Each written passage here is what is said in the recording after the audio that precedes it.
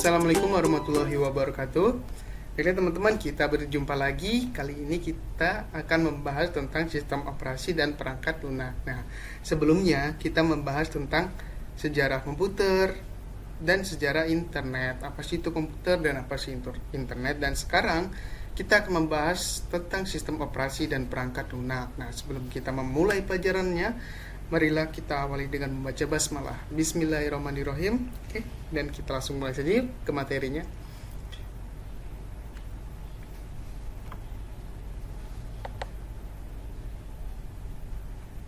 Sistem operasi. Oke.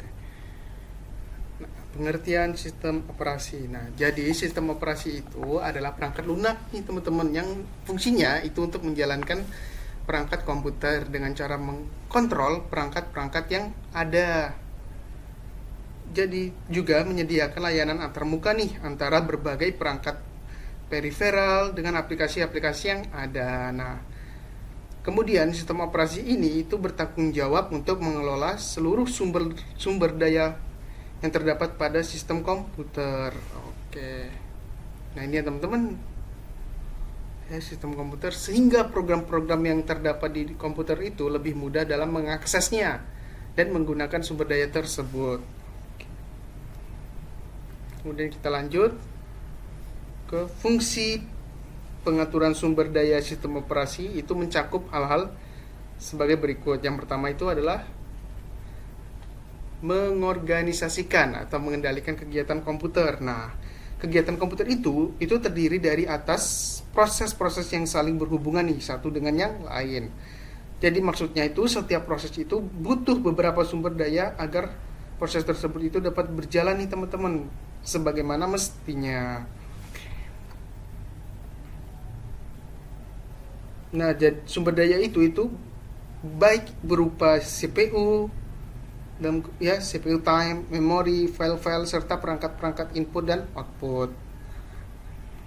Kemudian kita lanjut mengatur memori. Nah, kan ketika kita sedang menjalankan sebuah komputer, maka file program yang sedang dijalankan itu maka diproses, akan disimpan di dalam komputer teman-teman, memori komputer ya. Nah, kemudian diproses oleh CPU dan digunakan oleh perangkat input dan output secara bergantian nih teman-teman. Nah, pengaturannya dilakukan oleh sistem operasi pada memori itu mencakup 3 hal sebagai berikut nih teman-teman. Yaitu yang pertama adalah menjaga ruang di memori. Nah, maksudnya menjaga ruang ini yang agar agar ruang di memori itu yang sudah digunakan dan siap untuk menggunakannya. Kemudian memiliki program yang akan diambil dari hard disk dan disimpan ke dalam memori. Kemudian mengalokasikan dan mendealokasikan ruang memori sesuai kebutuhan nih teman-teman. Kemudian pengaturan penyimpanan hard disk. Nah, semua file atau semua data itu disimpan di dalam hard disk yang fungsinya itu sebagai penyimpanan secara tetap. Nah, di mana file program dan data itu disimpan di dalam ruang yang ada pada hard disk. Nah,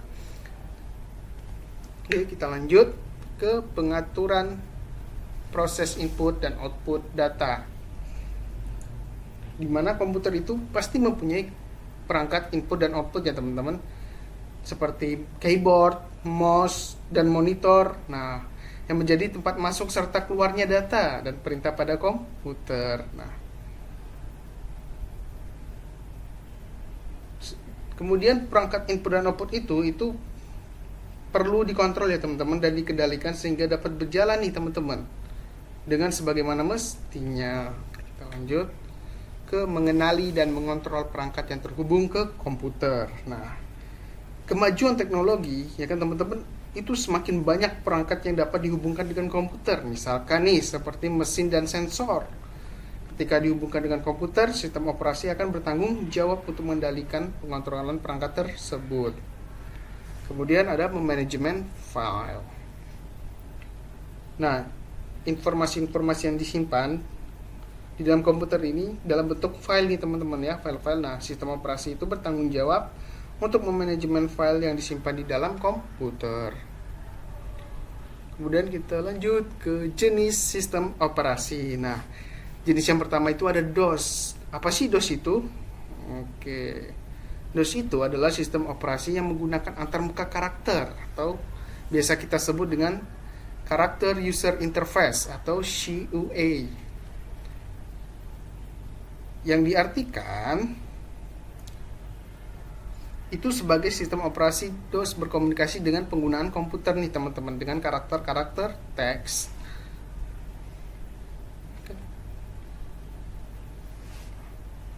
Kemudian ini ada kegunaannya. Yaitu diantara lain sebagai berikut nih teman-teman. Ada fasilitas double space. Di mana ini fasilitas ini itu mengompresi ya file dan menyimpan informasi yang dikompres dalam format yang berbeda teman-teman.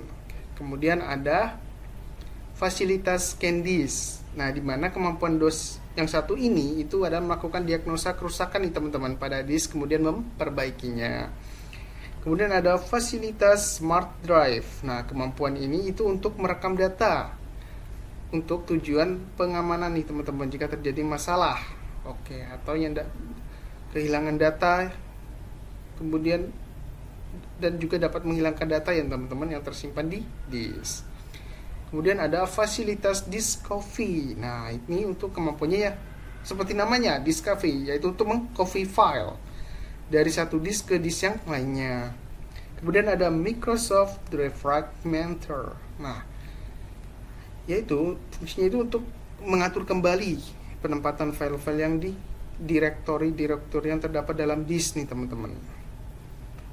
Dan kita lanjut ke Windows. Nah, Windows itu kan sudah memiliki banyak sekali versi ya teman-teman, dari versi 1 sampai 10. Nah, Windows 1 dan 2 ini itu dimunculkan pada tahun 1985 sampai 1987. Nah, kemudian Windows 3.0 yaitu dikeluarkan pertama kali nih teman-teman oleh Microsoft pada tahun 1990. Nah, Windows 3 ini itu menandakan awal mulanya sistem operasi yang menggunakan GUI atau Graphic User Interface.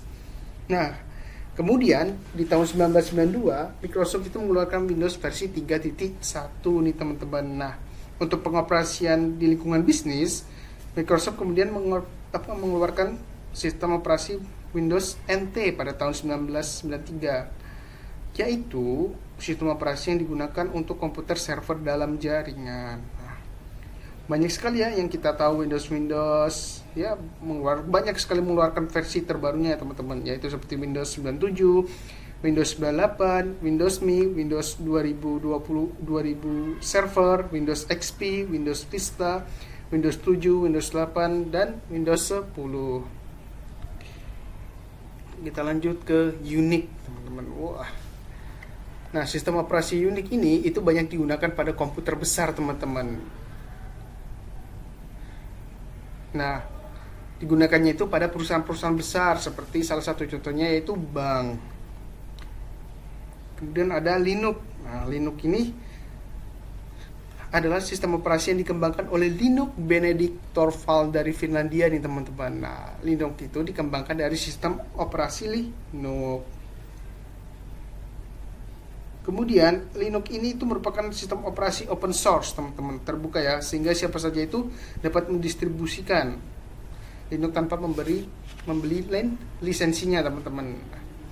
Saat ini Linux ini benar-benar sangat banyak digunakan teman-teman, terutama di perusahaan-perusahaan. Kenapa? Karena Linux itu mempunyai tingkat kestabilan yang sangat baik nih teman-teman. Artinya ya kinerjanya Linux ini itu tidak menurun meskipun dijalankan dalam waktu yang sangat lama. Kita lanjut, menghidupkan dan mematikan komputer. Teman-teman pasti sudah pernah ya belajar. Nah, secara rinci atau singkatnya itu adalah langkah-langkah untuk menjalankan sistem operasi Windows adalah sebagai berikut nih. Yang pertama kita pastikan dulu komputer telah terhubung dengan sumber daya listrik. Kemudian kita tekan nih tombol power yang ada pada CPU. kemudian kita nyalakan tombol di monitornya ya teman-teman, kemudian tunggu sampai muncul tampilan, baru kita login pengguna. Jika sudah masukkan password, kita masukkan password, kemudian pilih salah satu pengguna ya teman-teman. Nah, kemudian klik tombol enter, kemudian tunggu sebentar sampai desktop Windows ditampilkan. Oke. Nah, desktop Windows itu kemudian terdiri atas berbagai macam bagian nih teman-teman, dengan fungsinya diantaranya sebagai berikut nih. Yang pertama ada shortcut, yang mana itu adalah merupakan simbol atau gambar yang mewakili file, folder, atau drive nih teman-teman. Nah, jika diklik, maka program atau folder yang diwakili oleh shortcut tersebut akan dijalankan atau dibuka. Kemudian ada tombol start. Nah, tombol start ini itu memuat daftar perintah dan program-program yang terdapat di dalam komputer. Kemudian ada tombol pencarian. Nah, tombol pencarian ini terdapat di sebelah tombol start nih teman-teman. Nah, tombol ini itu digunakan untuk menampilkan menu yang ada di menu start. Taskbar. Nah, taskbar ini adalah bar yang terdapat nih di bagian bawah layar desktop, dan fungsinya itu sebagai tempat program-program yang sedang dibuka. Kemudian ada background desktop, yang mana gambar yang menjadi latar belakang tampilan desktop nih teman-teman.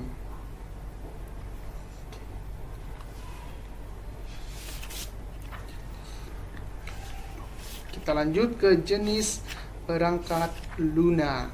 Oke. Yang pertama ada perangkat lunak pemrograman. Wah, jadi perangkat lunak yang ada saat ini itu dibuat oleh para pembuat nih teman-teman, perangkat lunak, software development.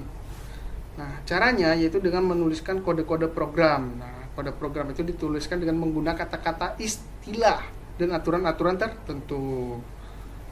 Kemudian ada perangkat lunak utilitas atau utility software. Nah, di mana perangkat-perangkat keras yang terdapat dalam komputer maupun jaringan itu membutuhkan pemeliharaan dan pengolahan sehingga dapat bekerja secara optimal.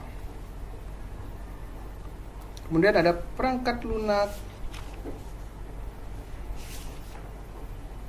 aplikasi ya, di mana perangkat lunak yang dirancang untuk menjalankan pekerja-pekerja yang sangat khusus.